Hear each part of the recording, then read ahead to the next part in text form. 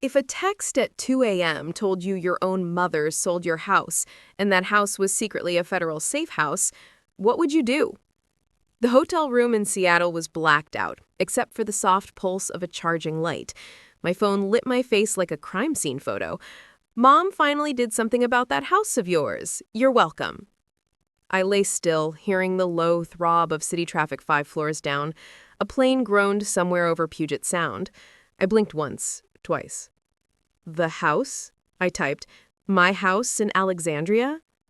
Mom sold it. You were never there anyway. The money will help your sister with her wedding. You can thank us at the reunion next week. I sat up so fast the mattress skidded against the wall. Dry air burned my throat. The room smelled like detergent and airport coffee. I turned on the lamp, hands steady out of training, shaking everywhere else. My reflection in the window looked like a stranger. Jaw set, hair tangled, a deputy who'd been ambushed by family. You sold my house, I typed, each word a trigger pull. Don't be dramatic. We have your power of attorney from when you were overseas. We used it. $850,000 cash. The number hit me like a punch. $850 for a 3-bedroom colonial that comps at 2.8 on a bad day? I could almost hear their voices. The club labs, the faux expertise. Quick sale. Cash buyer. Such a favor. I swallowed once, hard. Then I did the one thing the service trains into your bones. I made the call. Deputy Chief James Crawford answered on the third ring, gravel and authority. Mitchell, this is the middle of the night. Sir, I said, already on my feet, already packing with one hand, we have a problem. My family just sold my house in Alexandria. A pause. Your house. The safe house. Silence, and then the kind you feel. Jesus Christ.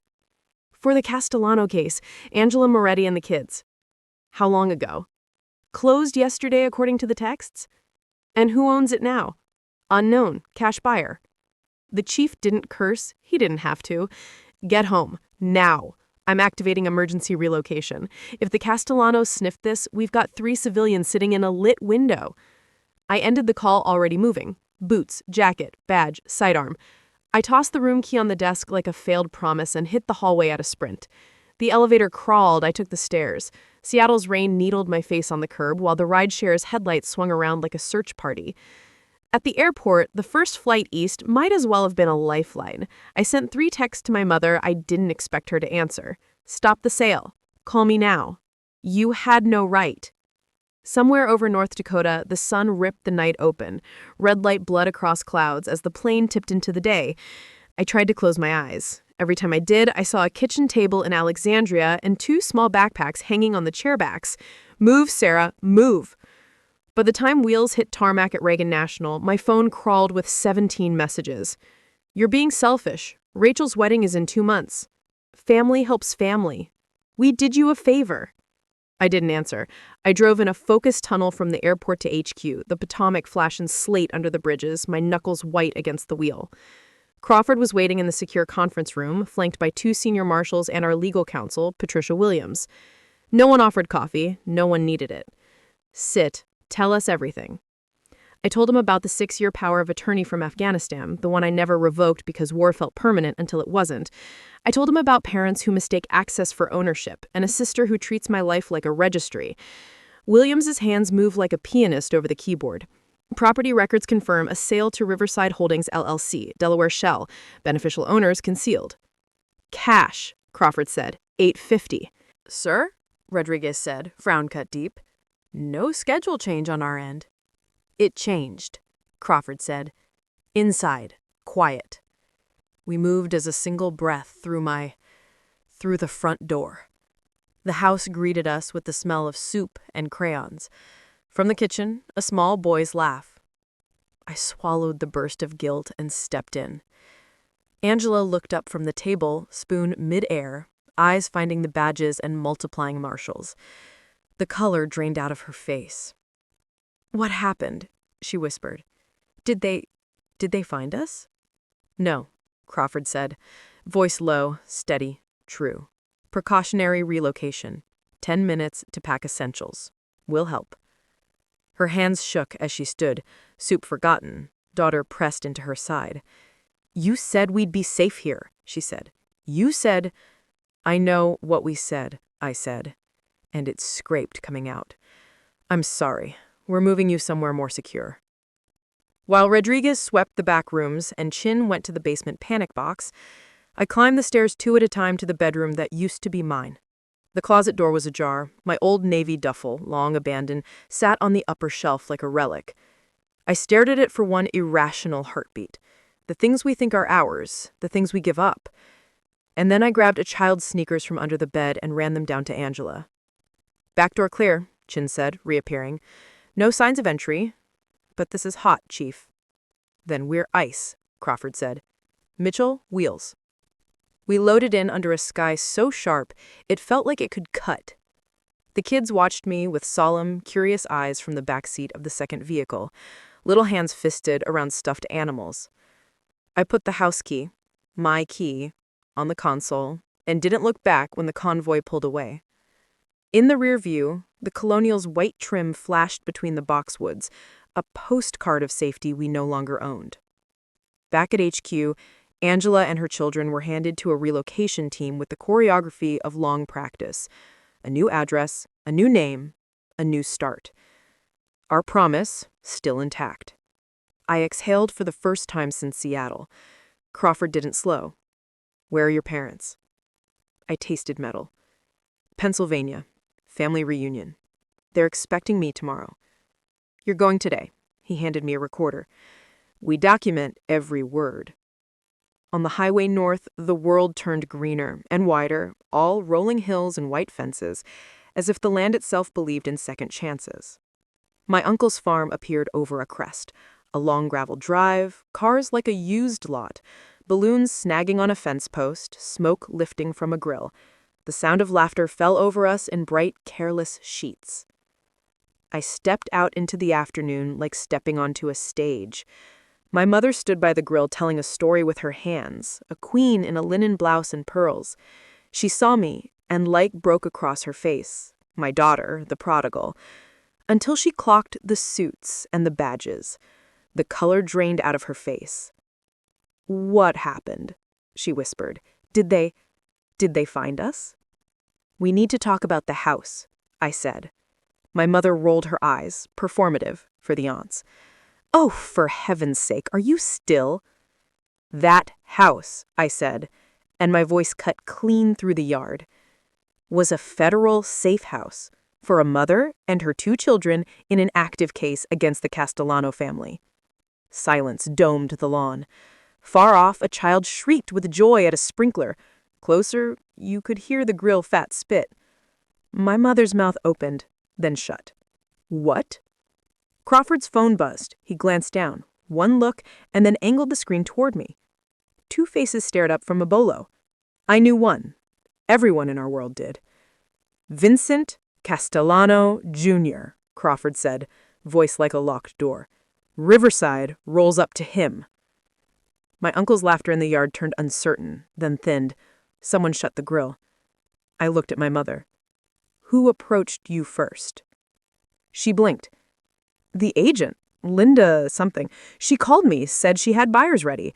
I might have mentioned at the club that you had a house you didn't use and you had power of attorney, I finished. She seized on it like a life buoy.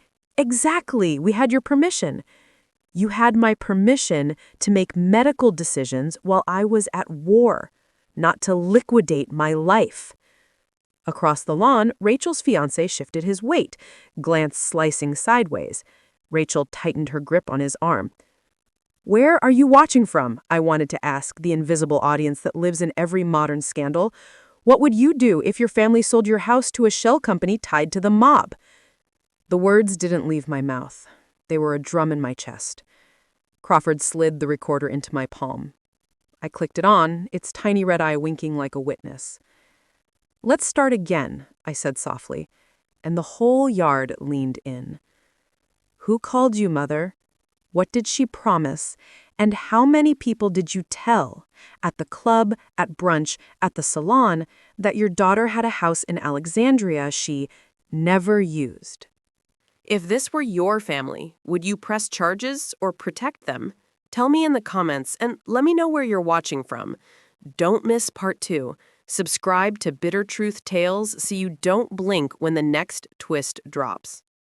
If your parents accidentally sold your house to the mob, would you believe it was truly an accident? The backyard was frozen in silence. Even the cicada seemed to stop. The smell of barbecue turned sour in the air. My mother's lips moved, but no sound came. My father's hand, the one that had been holding his beer, trembled just enough for the foam to slide down the glass. I don't understand, my mother finally said. You're saying that house, your house, wasn't just yours? Crawford's voice was measured, sharp as a blade that's seen combat. Mrs. Mitchell, that property was classified. Your daughter is a federal officer. That house was a safe location for a mother and 2 children testifying against one of the most dangerous organized crime families on the East Coast. Rachel's fiancé Mark laughed nervously. This sounds insane. Mobsters? Come on, isn't this a bit over the top? Crawford's gaze didn't even flicker. Not when 2 of their men were arrested last week for trying to plant trackers under vehicles belonging to federal witnesses. My mother's knees seemed to give out. My father caught her elbow, his face ash white. Sarah, she whispered, we didn't know. I looked at her, really looked at her. Her pearl earrings, her perfect blouse, her insistence on control. The woman who believed good intentions could erase consequences. You didn't ask. That's the problem. Rachel stepped forward, defensive. You never tell us anything. You hide everything behind your job. How were they supposed to know? Because normal people, I said, don't sell someone else's property without asking. Mark looked between us, trying to find an exit in the conversation. So, the people we sold it to? You didn't sell it. They did, using an outdated power of attorney. And that couple? They never existed. The sale went through a shell company called Riverside Holdings. The name fell like a brick through glass. My mother blinked. What's that supposed to mean? Patricia Williams, our legal counsel, spoke the first time since we arrived. Riverside Holdings is a Delaware front. It's owned by the Castellano family, specifically Vincent Castellano, Jr. The words hit harder than gunfire. Someone at the grill swore under their breath. One of my aunts muttered, Dear God. My father shook his head, voice rising. No, that's impossible. We met the buyers, a man and a woman, young, polite, professionals. They paid cash, $850,000, which is exactly why they picked you. Quick sale, cash, too good to question. They knew your daughter worked for the government. They knew about the property. They just needed you to open the door. I stepped closer. Who called you first? My mother blinked like the question itself hurt. The agent, Linda something. She said she had buyers lined up, said she had heard from someone at the country club that we might have a property sitting empty. Crawford sighed. So you discussed your daughter's assets in public? It was casual talk, she said, defensive now, voice rising. Everyone was talking about real estate, and I just mentioned that Sarah had a house she never used. How could I know someone was listening? You didn't need to know, I said. You just needed to care. She took a step back, face flushing red. You can't talk to me like that. I'm your mother. You stopped being just my mother when you signed my name on a deed you didn't own. My father's voice cracked. We did it for Rachel, for her future. She's getting married. Rachel's voice rose. We did it for family, Sarah, something you've forgotten exists. Family doesn't sell out family, not for a dress, not for a wedding, not for money. The wind carried the words across the yard. Everyone heard them. Everyone knew they were true. Crawford's phone buzzed. He checked it, then turned the screen toward me. A photo appeared. 2 men stepping out of a black SUV. One of them was Vincenzo Castellano, Jr. The other, in a suit and sunglasses, was the same man my parents had met, their buyer. I felt my stomach drop. They bought it under a fake name, Crawford said quietly. They took possession 2 days ago. Surveillance confirms movement inside the house this morning. They know what it was, Mitchell. My mother gasped. You mean— Yes, Crawford said. They know it was a safe house. They wanted to flush the witness out. The world tilted for a second. My sister's hand flew to her mouth. My uncle stepped back as though distance could erase blood ties. You mean someone could have— My father started, voice breaking. Yes, I said. Someone could have died. The words landed like gunshots in the silence that followed. Crawford turned to the tactical agents behind him. Secure the perimeter, record everything. We're taking statements. My mother stumbled forward. You can't just arrest us. We didn't know. Ma'am, Williams said calmly, ignorance doesn't void federal law. You executed a fraudulent sale of federal property and jeopardized a witness protection case. That's a felony. But we thought, my mother started. You thought wrong, and now 3 people almost paid the price. Rachel grabbed my wrist. Sarah, please, don't let them— They'll arrest Mom and Dad. I looked at her hand on me. You took $400,000 from that sale. Do you really think you're walking away clean? Her face drained. That money's for the wedding. That money is evidence, Crawford said, and it's already been seized. Rachel's fiancé's expression shifted, something cold, calculating. Then he quietly stepped back and slipped inside the house, pretending to take a call. I caught the movement, filed it away. People always run when the truth starts costing them. My father was shaking now. You can't take her money. You can't take ours. We were trying to help our daughter. You almost got someone else's daughter killed, and now you're going to answer for it. For a second, nobody moved. The afternoon sun blazed on the lawn, on the cars, on the sweat shining at my mother's temples. Then Crawford nodded to the agents. Mr. and Mrs. Mitchell, we're placing you under temporary detention while we confirm the financial trail. Handcuffs gleamed. My mother started crying, loud, angry, desperate.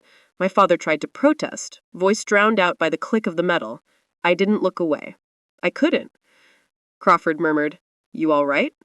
I swallowed hard. No, sir. But I'm functional. He nodded once. Good enough. As they led my parents to the waiting vehicles, Rachel turned on me, tears cutting through her makeup. You've destroyed this family, Sarah. I looked her dead in the eye. No, you did that. The day you decided my job didn't matter. The engine started. The dust rose. The family reunion turned crime scene faded into the distance behind us. In the SUV, Crawford broke the silence. We'll need full statements tonight. Federal charges are coming. Are you ready for that? I looked out the window at the rolling hills of Pennsylvania, gold and green in the dying light. They were my parents, I said. But the law doesn't care about blood. He nodded once. It shouldn't. Outside, the sun dipped below the trees. Inside, my phone buzzed with a text from an unknown number. Unknown. Tell your mother we appreciate the house. A photo followed. A shot of the Alexandria living room, blinds half open, shadow of a man in the window. My blood ran ice. Sir, I said, they're in the house, right now. Crawford's eyes flashed. Get Williams, we're rolling. I hit speed dial. HQ, this is Deputy Mitchell. Initiate lockdown on Safe House Bravo 7, possible Castellano occupation. The convoy lights snapped on, red and blue flickering across the darkening road. The war wasn't over. It had just found my address. Have you ever seen the lights on in a house you know should be empty? The convoy tore through the Virginia night like a heartbeat. 2 black SUVs slicing down I-95, headlights off, siren silent. Inside, the air was tight with radio chatter, tactical prods, and the steady hum of adrenaline. I sat behind Crawford, my hands clenched around the phone that still showed the message, Tell your mother we appreciate the house. The image of the living room glowed on the screen. The lamp I'd left years ago, blinds half open, shadow of a man in the window. Crawford spoke without turning. ETA 3 minutes. No lights, no sound. Rodriguez and Shin on point. Williams, backline legal oversight. Mitchell, you're with me. Yes, sir.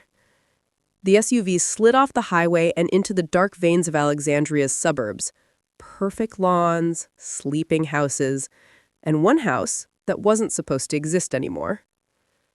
The colonial came into view, and there it was. Light. Warm, flickering, deliberate. The lamp from the photo still on. Crawford's hand went up. The convoy froze. Engines cut. Doors opened in near silence. The only sound was the wind whispering through the maple trees. Rodriguez's whisper came through comms. 2 heat signatures on thermal. First floor, living area. Chin added, possible third upstairs, no movement. Crawford's jaw tightened. Stack and breach, go. We moved fast, shadows with guns. My pulse beat in my throat, in my ears, in the soles of my boots. The porch creaked like it remembered me. I was first to the door. The keyhole still fit my code key, my key, but Crawford shook his head and mouthed, no. Rodriguez placed the charge. 1 silent nod, boom, door gone. The living room exploded into movement. A man in a gray hoodie spun around from the couch, flashlight beam across his eyes. Too slow. U.S. Marshals, hands. He froze, dropped his phone. Crawford kicked it aside, gun steady. On your knees. I moved towards the dining room. The lamp cast a gold pool over the table, and there it was. 2 takeout boxes, half-eaten pasta, a gun on the table beside a coffee cup. Someone else had been here. Rodriguez cuffed the man. Name. The guy was shaking. I'm just house-sitting. For who? Crawford barked. For Linda, the realtor. She said it was temporary rental cleanup. I didn't know. I stepped closer. Linda who? He swallowed. Linda Costa. Crawford and I locked eyes. Costa. The Castellano family's real surname. Jesus, I muttered. They didn't even bother to hide it. Where is the woman who was with you? Crawford asked. The man blinked. She left 20 minutes ago. She said she had to... He stopped when Chin came down the stairs holding a black duffel bag. Sir? Chin said, setting it on the floor. You'll want to see this. Inside, 3 burner phones, 2 suppressors, and a thin leather folder. Crawford flipped it open. Blueprints. My house. Labeled in red ink with circles around the panic room and basement entry.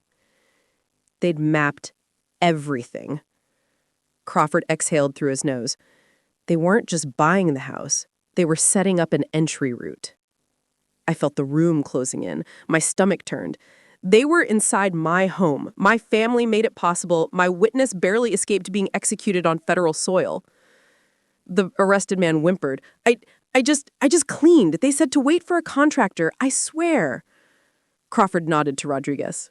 Book him. Interrogate later. I walked to the window. Outside, the porch light blinked twice, then died. I felt my blood freeze. Sir, I said, that light. Chin was already moving. Signal trip, we've been made. Positions, Crawford shouted. The marshals hit cover. A car screeched to a stop outside, black SUV, engine idling. The passenger door opened just long enough for someone to toss something underhand. Metal glinted once before it rolled across the floor. Grenade, Rodriguez yelled. Instinct took over. I tackled Crawford behind the couch. The explosion cracked through the house, light and glass bursting across the room. My ears rang, my body throbbed with heat. The man we'd arrested screamed, then silence. When the dust cleared, the front door was half gone, and the black SUV was already tearing away. Rodriguez coughed. Everyone okay? Alive, Crawford said. Mitchell. I nodded, throat burning. They knew we'd come. Which means, Crawford said, they knew who you are. The sound of sirens rose in the distance, local PD responding to the blast. Crawford turned to me. You think they got your info? They bought my house, I said. They probably know my blood type. Williams arrived through the smoke, her face pale. We've got 1 dead, the suspect, shrapnel, no ID. But... She held up a scorched piece of plastic. A flash drive, half melted. Found it in the duffel, she said, marked Castellano. Crawford took it with gloved hands. Let's hope tech can recover it. He turned to me. You all right to ride to HQ? I stared at the Roan living room, my lamp shattered, blood on the tile, the couch half burned. Yeah, I said. I'm fine. Crawford gave me that look, the one only someone who's seen war can give. You're not fine, but you'll function. I nodded. Always. As we stepped outside, dawn bled across the horizon, soft pink over the rooftops. And then my phone buzzed again. Unknown. We didn't get what we came for, but we will. Tell Sarah her family still owes us. I stared at the text until the words blurred. They're not done, I whispered. Crawford read over my shoulder. No, they're not. He looked at the rising sun. And they know you're the one who stopped them. If someone threatened your family after they almost destroyed your career, would you protect them or let them face the storm? Drop your thoughts below. Subscribe to Bitter Truth Tales, because in part 4, the truth starts hunting back. What if the only way to save your family was to protect the same people who destroyed your life? The flash drive sat on the evidence table like a ghost, half melted, cracked, but somehow intact, a black sliver holding the truth of how the Castellanos found me, or worse, how they found my parents. The lab techs worked in silence behind the glass. The hum of cooling fans filled the room. Crawford stood next to me, arms crossed, eyes on the monitors. He didn't say a word for 10 full minutes. Then, tell me what you think we're about to see. I exhaled. They had details they shouldn't have. Property records, power of attorney data, maybe even my service ID trail. Meaning someone helped them. Yeah, I said quietly. Someone inside the system. A tone pinged. The screens lit up. Recovered files flickering into existence, one by one. PDFs, spreadsheets, photos. Then video. Crawford nodded to the tech. Run it.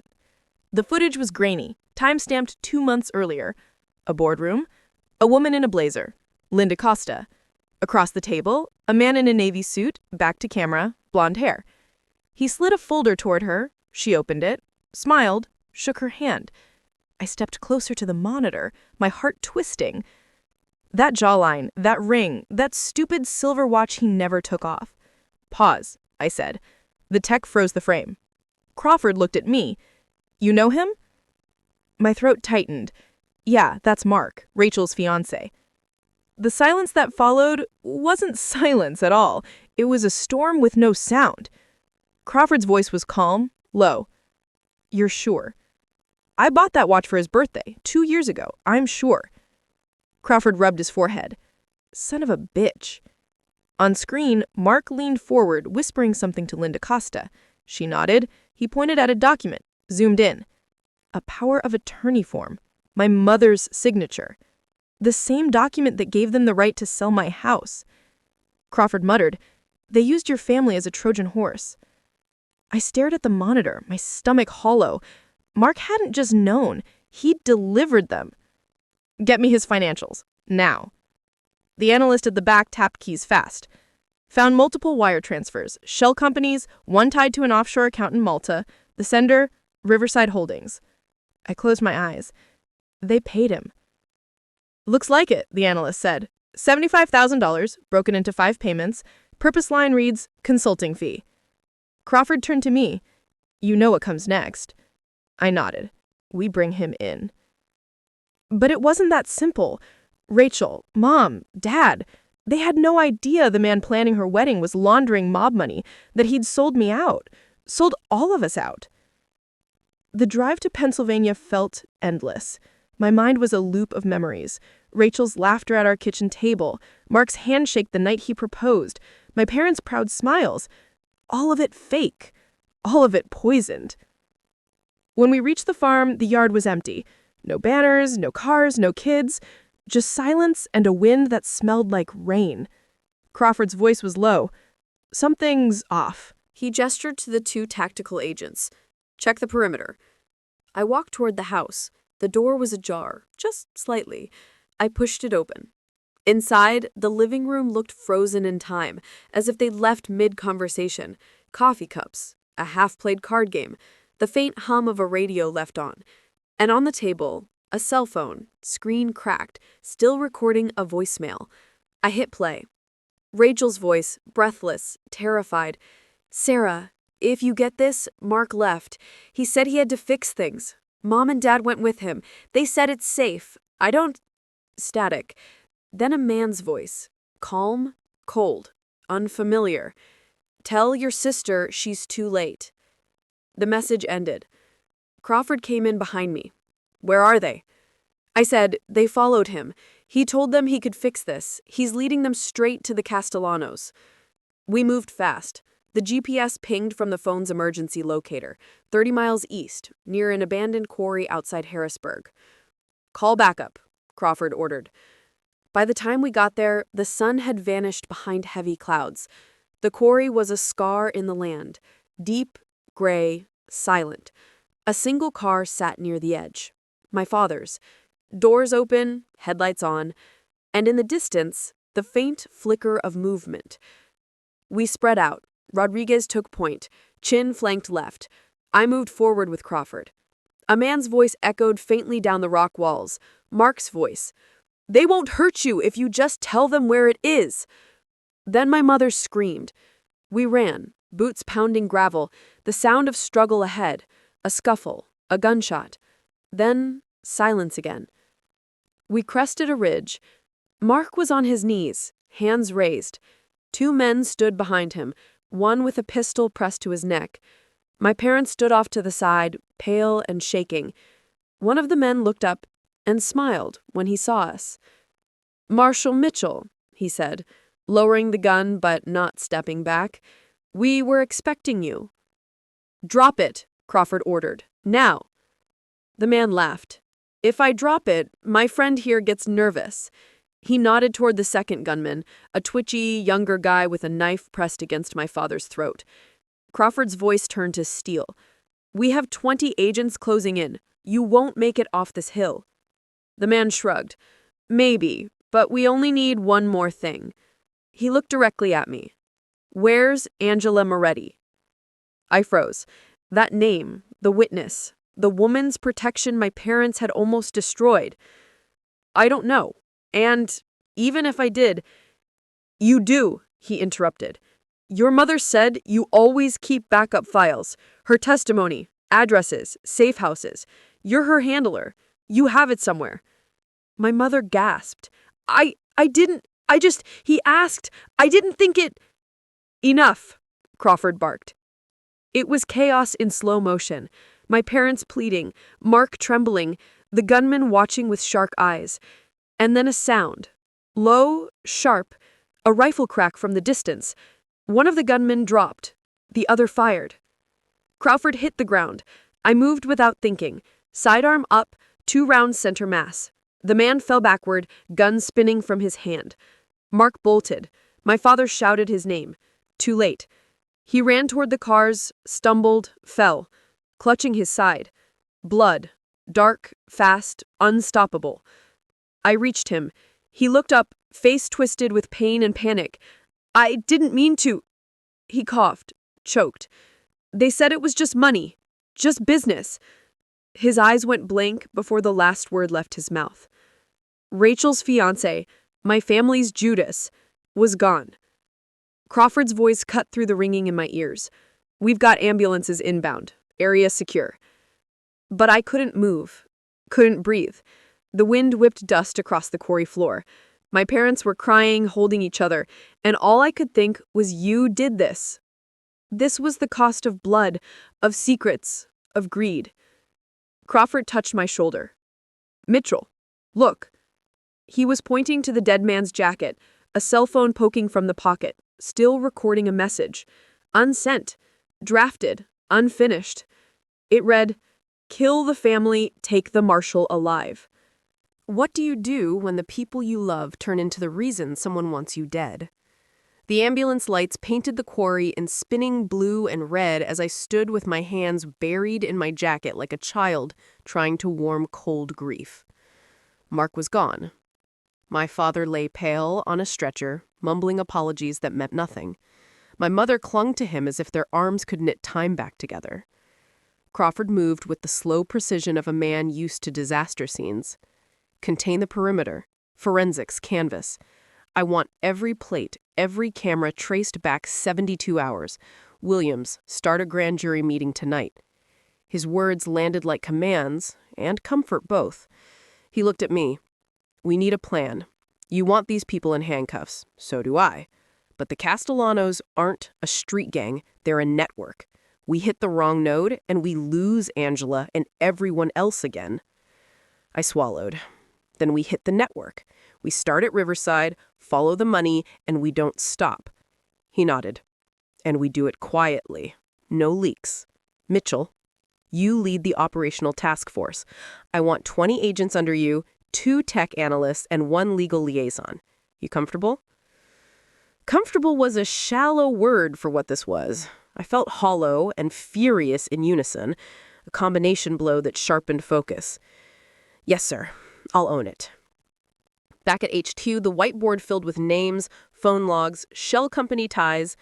Williams moved like a human search engine. The recovered flash drive coughed up metadata that pointed to an offshore trail and 3 domestic accounts used to funnel money. Riverside was just 1 leaf on a tree with a million roots. The first lead was the realtor, Linda Costa. We brought her in for questioning under caution. Her composure crumpled under the lights. She told a rehearsed story about buyers looking for a quick flip. Then she stalled. Finally, she spilled. Linda Costa was a front. She had been approached by a man, Mark, who promised expedited closings and cash. When she pushed for identity, he smiled and slid her a number to call. She swore she never met the buyers. She swore she had been threatened. Threatened. A familiar note, like a tuning fork. The Castellanos always used leverage. From the call logs on the recovered phones and Mark's offshore transfers, a name surfaced. Lucien Armitage. He was a quiet investor with a portfolio of hospitality businesses and a single registered address in Delaware, matching another shell company. Lucien Armitage might be a person or a paper ghost. Either way, the trail ran through him. I spent the night drafting warrants, coordinating surveillances, and ratcheting the team down into operational silence. Every step felt like walking on knives. I wanted revenge that tasted like justice, but I couldn't let anger burn the evidence. At dawn, we hit 3 targets simultaneously: an Armitage-linked property in Jersey, a storage unit in Baltimore, and an LLC-managed office in downtown Philadelphia where Mark's supposed consultancy had a mailbox. 2 arrests, 1 raid. The storage unit gave us burner phones, ledgers, a box of pay stubs, receipts that traced payments back to Riverside, and in one shock, a notarized form with my mother's name and signature. The office in Philly was empty, but for a laptop with an encrypted folder. Tech crawled through it like excavation. And what we found was uglier than expected. A cluster of documents linking several real estate agents, a list of safe houses across the eastern seaboard, and an address book with names: handlers, judges, private contractors.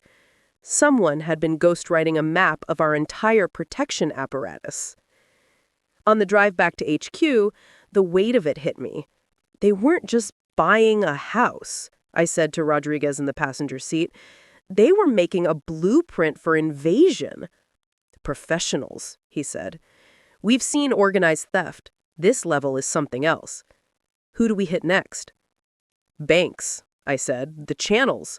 Money trails always tell the truth. Williams had already looped in financial crimes. We executed subpoenas and watched data pour slowly like cold molasses. $200,000 in consulting fees funneled through a Malta account, shell companies in Cyprus, and the BVI. One line item listed as security consulting was a euphemism for access purchases, document acquisition, fake IDs, signatures lifted from notaries. Someone inside the system had been selling entry points. At the command table, eyes flickered up when Crawford spoke. We're about to go kinetic. Mitchell. Timeline. I pointed to the board. We hit the banks where the funds clear in the next 48 hours. Freeze accounts, seize assets. 4th warrant, Riverside's registered agent. If we find a Castellano operative tied to the account, we bring him in and negotiate. There's no honor in fairy tales, only leverage. Williams's face hardened. Any move we make risks tipping them. If they see us coming, Angela's relocation could be exposed. We need a decoy. A decoy. The word tasted bitter. But we built one. A fake transfer notification to Riverside, a red team message leaking that Moretti's family would be moved to a halfway house for relocation, a bait designed to flush operatives into the open. I stood over the keyboard like a surgeon. My fingers stayed steady. Push the notification. Release the bait. Watch the water boil. And it did. Within hours, a trio of phones lit up an unknown call. Thermal hits in an industrial lot outside the city. We moved in. The operatives were efficient, clinical, but not invisible. 2 were detained. A third fled with a backpack and a split-second decision that would define the day. Inside his bag, documentation. My mother's handwriting appeared on a page among the receipts. A list of safe houses, a short note, Sarah's backup files, kept as insurance, 2 parts encrypted, key with Linda. The note felt like a needle under skin. We had Linda in custody. We had 2 operatives in the back of a transport van. We had a flash drive that might hold the keys to the entire Castellano network. But then the message came that made the blood drain from my face. Angela had been moved again. Not to our planned safe house, not to the secondary. A last-minute reroute put her on a medical transport that never arrived at the secondary facility. Her pinged once, then dead. "You think they found her?" Rodriguez asked, voice thin. "We don't know." I had to believe we'd misread the trail. But a smaller, uglier voice inside me whispered the truth. Someone on our side was selling them the map. Williams tapped her glass. "We need a mole check. Internal access logs for the relocation network. Immediate review." Crawford turned to me. "Mitchell, anything?" My throat closed. I couldn't say the obvious aloud. My parents were compromised, but this doesn't make them the whole story. The betrayal was wider, more crystalline. Their greed had cracked a dam. But in the space of a few hours, I could see the edges of a deeper rot. A contractor who'd been paid for relocation routes, a notary who signed too easily, a junior tech who'd been copying logs. I drove home that night, the house an echo of itself. There were no lights on, the room smelled like dust and the ghost of my father's aftershave. Mails still came. My mother's plants drooped in the kitchen window. I thought of Angela's daughter, small, brave, innocent, and felt an animal ache in my gut. I laid out the evidence on my kitchen table like a ritual. Receipts, notations, photos of the quarry, Mark's watch. Everything led to a truth I couldn't avoid. The line between family and operation had been severed. There was no thread left to sew them back together. My phone buzzed. Unknown number. "We can stop this. We can make it right. Meet us. Tonight. Old Pier, 2 miles downriver. Come alone." The text had no signature. The number traced back to a burner. The tone was conciliatory, but dangerous. The language of a person who thinks they still hold cards. I thought of my parents in detention, my sister scattered, Angela missing, the Castellanos still breathing. I had a choice that smelled like poison. Follow the meeting and risk a trap, or ignore it and let someone I didn't yet know decide the fate of those I loved. I put the phone down. I turned out the light. The house swallowed the darkness like a mouth. Would you go to a secret meeting that could save people you love when you know it might be a setup? Tell me where you're watching from and what you'd do. TV subscribe to Bitter Truth Tales. Part 6 finishes the hunt. Don't blink. If the only way to end this was to walk into the dark alone, would you take that step? The river was a sheet of black glass swallowing the pier one plank at a time. Wind carried the smell of diesel and old rain. I parked 2 blocks out, left the engine warm, and walked. No backup in sight, all backup in range. Crawford's last words still in my ear. "You're wired. We're close. You break line of sight, we move." I touched the mic at my collar. "Mitchell on site. Copy, Rodriguez murmured. Eyes on the east approach. 2 heat signatures. A gull shrieked once and vanished into the dark. The old pier rose out of the water like a spine. At the end, a figure waited, coat buttoned, hands bare, posture loose in the way of men who believe bullets are for other people. I stopped 10 feet back. You texted me from a deadline. You wanted this private. Start talking. He smiled. Not a nice smile. Miss Mitchell. I was hoping for the deputy chief. Instead, I got the one who cost us a house and a witness. You didn't lose a witness, I said. You lost a chance to get her. You're going to lose everything else tonight. He tilted his head, studying me. You sound sure. Because I am. I kept my hands visible, shoulders square. Where's Angela? In a safe place, he said lightly. From you, from us, from everyone. You don't move people to keep them safe, I said. You move them to put a gun to their head. Where is she? You're angry, he said, with your family, with yourself, with the oath that owns you more than they ever did. I respect it. Duty is a religion. Trouble is, religions make martyrs. Steel scraped wood behind him. A second man stepped from shadow, a compact rifle hanging low. I didn't move. Come alone and maybe your parents stop being interesting to us. You mean stop being leverage. My voice stayed flat. You tried to buy me with them. It didn't work. He shrugged. We found a seam and pulled. Your mother talks in rooms that echo. Your father drinks with men who listen. Your sister wanted a wedding the world could see. We gave her a chance to have it. Not our fault they took it. You forged the chance, I said. You paid for introductions and a signature you knew was rotten. Rotten is a moral word. We run on physics, pressure, access, time. The rest is a story you tell yourself after the bodies are down. Wind rattled the mast of a moored sailboat. I took a step closer. You didn't call me here to philosophize. No, he said. I called you to trade. Trade what? Angela Moretti, he said simply, for your files. I don't have files. He smiled. You do. Your mother told us once over a drink she needed too badly that you keep insurance. She admired that. She said you never truly trust anyone, not even blood. Copies, keys, contingencies. Give us the keys to your backups and Miss Moretti goes home with her children. Refuse, and she never goes anywhere again. I don't bargain hostages, I noted. I remove them. His eyes flicked over my shoulder, testing the dark. You came alone. I keep saying that, you really don't believe it.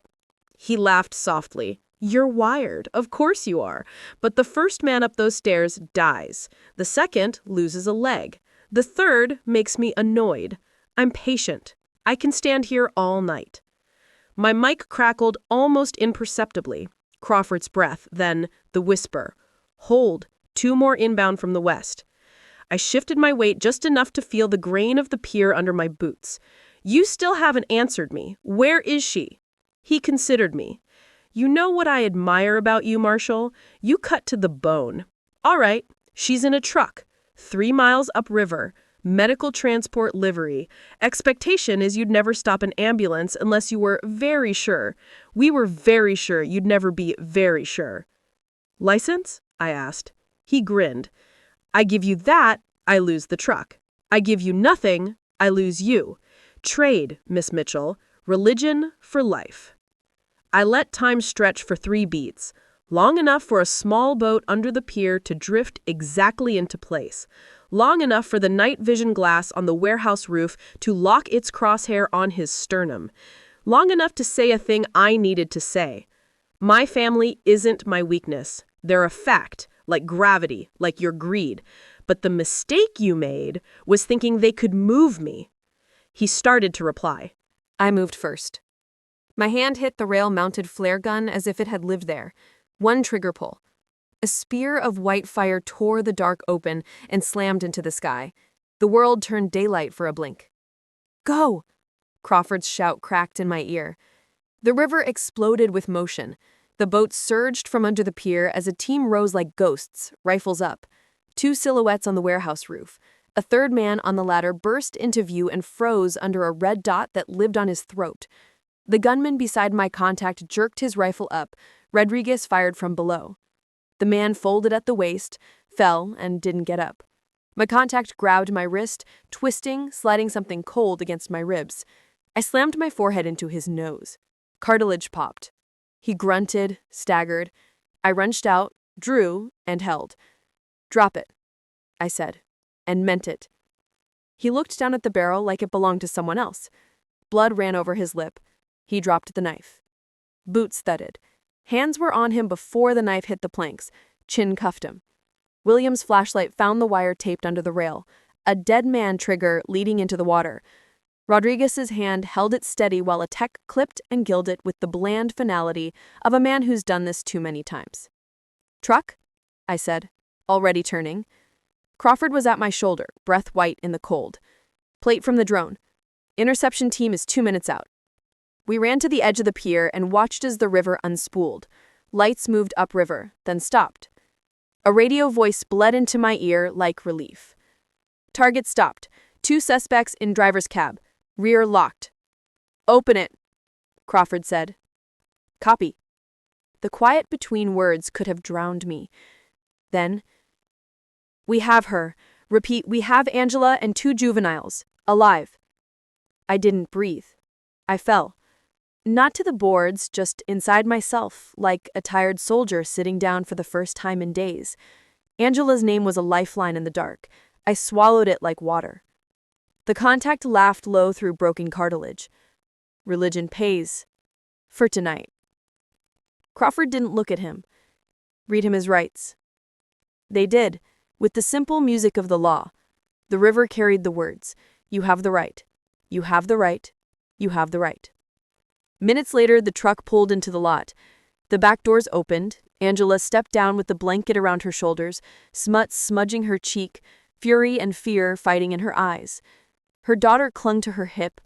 Her son held the arm of a medic like a rope. She saw me and couldn't speak. She didn't need to. I nodded once, the only language that fit. "You're safe." We processed arrests until the sky paled. Warrants rolled into seizures, seizures rolled into names. The contact gave us what we needed to finish Riverside, and Riverside gave us 3 more shells with the same heartbeat. In 48 hours, a federal judge signed orders that shut off the money like a valve, and the Castellano network on the East Coast coughed and starved. And my family? The law moved for them too. The sentencing hearing felt colder than any night on that pier. Williams stood, spine straight, and read the charges. My parents stared forward, faces lined by nights they'd never get back. Rachel sat 2 rows behind me, twisting a tissue until it came apart like lace. Mark's parents didn't show. The judge's words were heavy, deliberate. Ignorance does not absolve the reasonable duty to inquire when your actions endanger lives. 3 years for my mother, 4 for my father, supervised release after, restitution to be calculated. Rachel's accounts seized permanently as proceeds.